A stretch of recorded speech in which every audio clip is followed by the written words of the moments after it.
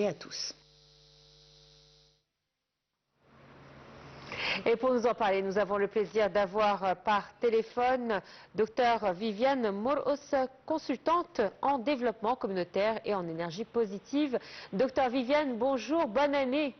Bonjour Nora, bonne année à vous. Je suis très heureuse de débuter cette année avec vous, avec nous dans notre programme. J'aurais préféré que vous soyez avec nous sur le plateau, mais bon, on va se contenter du minimum. Également pour moi. On attendra que je serai là-bas pour être en présence. Oui. Alors, docteur Viviane, c'est vrai que chaque année, on attend la nouvelle année pour avoir des résolutions. Alors, on a tous dans notre environnement une personne au moins qui décide de maigrir à la nouvelle année. Donc la veille, il mange pour que le lendemain, il arrête et il commence à commencer son régime. Pourquoi attendons-nous d'arriver à la nouvelle année pour pouvoir changer ce qui est à changer dans notre vie? Je pense que le fait de passer d'une année à l'autre est un événement exceptionnel parce que c'est un remerciement à Dieu qu'on existe toujours à travers le temps, qu'on passe encore à une nouvelle année avec beaucoup de défis, beaucoup de choses à décider, beaucoup de vie à vivre, beaucoup de décisions à prendre. Et on pense que puisqu'on a commencé quelque chose de nouveau, de si important dans notre vie, il faut prendre des résolutions très importantes également. Et parmi ça, le régime, bien sûr que tout le monde essaye et ça ne réussit jamais. Bon, mais entre autres, il y a beaucoup d'autres résolutions que aussi, pas seulement à notre niveau personnel, au niveau de notre pays. Il y a beaucoup de résolutions que notre président, par exemple, premièrement, il faut que je souhaite une bonne année à notre président, que je lui souhaite une longue vie, une bonne vie, la patience, la bonne gestion de notre pays dans tous les moments difficiles qu'on passe, que Dieu lui donne la force pour continuer tout ce qu'il a à faire pour nous protéger. Je ne pouvais pas oublier ça. Bon, c'est-à-dire aussi, comme j'ai dit, qu'il y a des décisions à prendre au niveau de tout le monde, au niveau familial, au niveau gouvernemental, au niveau présidentiel. Il y a des choses à faire, il y a des choses à prendre, il y a des leçons à prendre de l'année qui est passée. Alors, d'après ce que vous dites, si j'ai bien compris, on choisit cette date précisément car on fait le bilan de l'année qui vient d'être écoulée et on est censé, on va dire, discuter avec soi-même et voir ce qui va et ce qui ne va pas et pouvoir faire des changements en se basant sur ce bilan. Tout à fait, tout à fait. Et au niveau, comme je dis, au niveau personnel, au niveau du pays, par exemple, si on voit un bilan de ce qui a été conçu dans le pays pendant cette année, c'est des choses énormes. Oui. Rien que la paix sociale qu'on est là, qu'on est en train de fêter, quand il y a beaucoup d'autres pays qui cherchent à faire la guerre, et pas nous, c'est une grâce de Dieu. Alors il faut maintenir ça, et à chacun de nous, à son tour, de maintenir ça, parce qu'on fait partie de cette paix sociale. Et tout le monde doit faire son travail pour que cette paix continue et qu'on ne soit pas impliqué dans des guerres non voulues ou des conflits non voulus.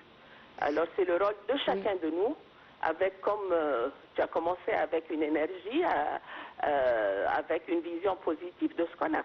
Parce que dans toute vie, il y a des choses négatives, il y a des choses positives. On ne peut construire une vie, un futur qu'avec des choses positives. Donc il est essentiel de changer.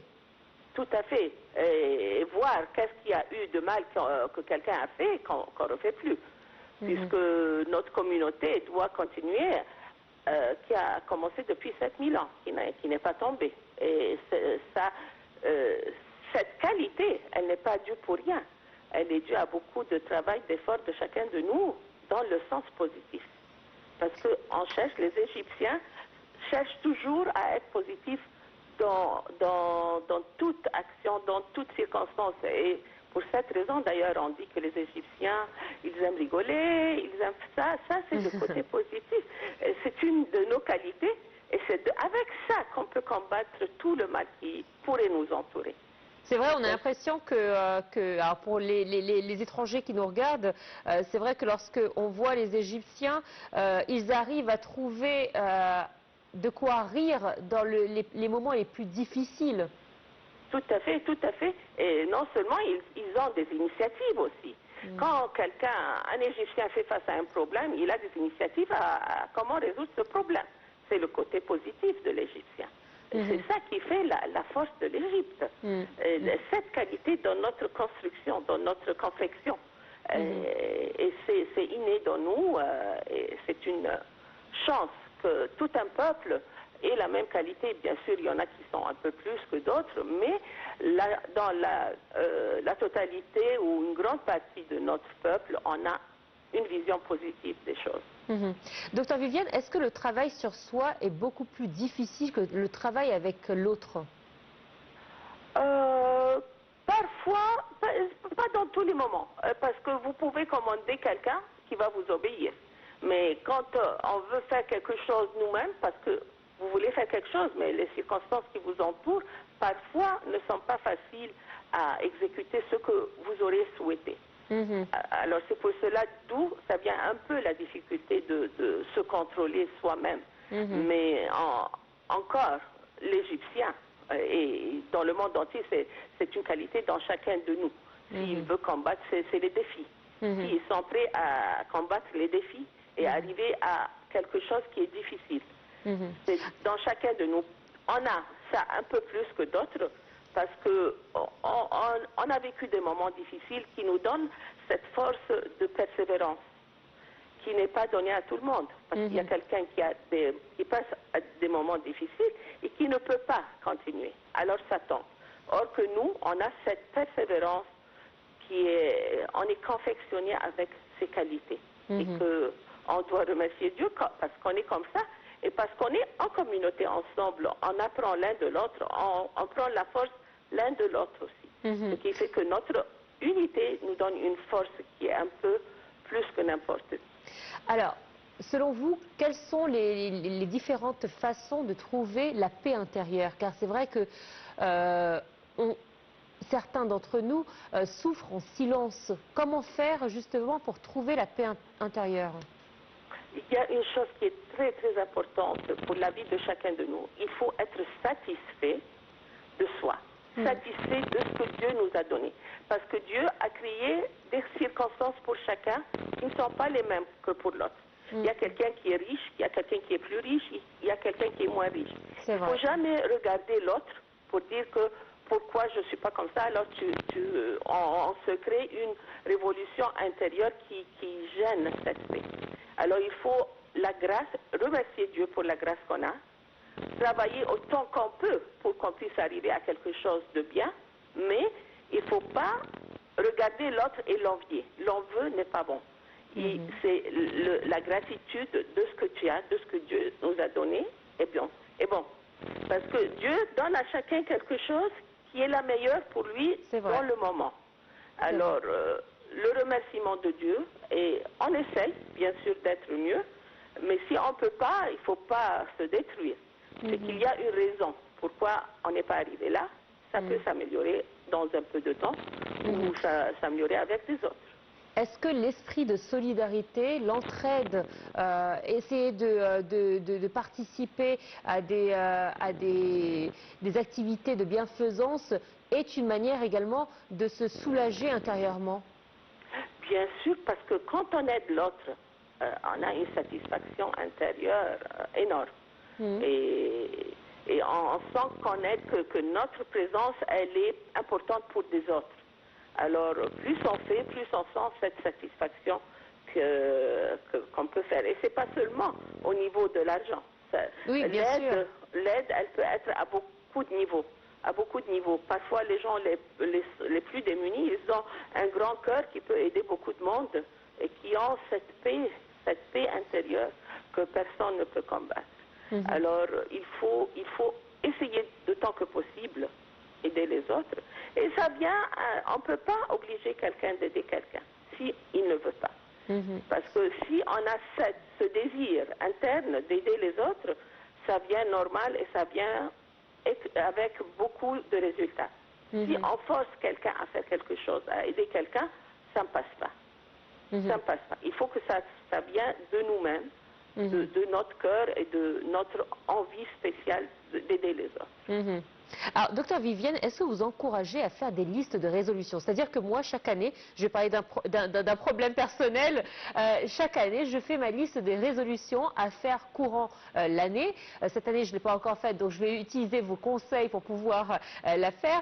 Mais chaque année, on écrit des choses qu'on voudrait faire durant l'année.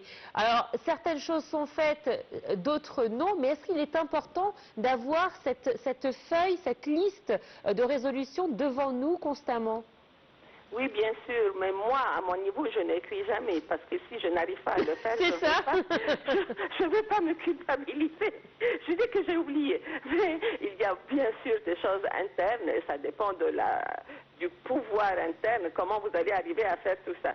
Alors, c'est important d'avoir une vision, disons, de ce qu'on veut réaliser et des circonstances qui vous entourent pour que vous réussissez. Parce qu'il ne faut pas avoir des résolutions qui n'ont pas des conditions pour vous aider.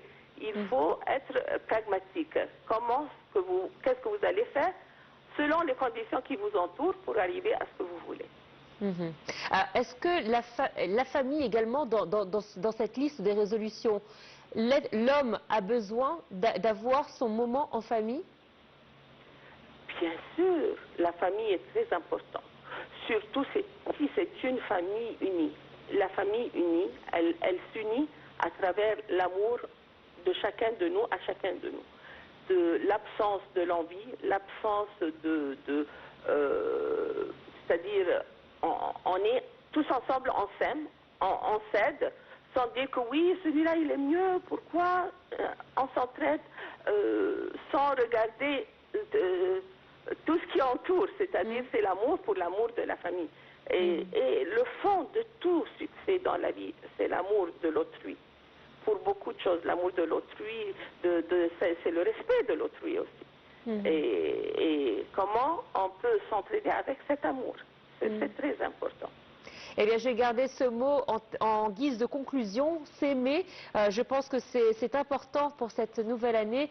Merci, docteur Vivienne Mor-Os, d'avoir été des nôtres ce matin. Encore une fois, mes meilleurs voeux pour cette nouvelle année 2026. Je rappelle que vous êtes consultante en développement communautaire et en énergie positive. Une courte pause et on se retrouve tout de suite après.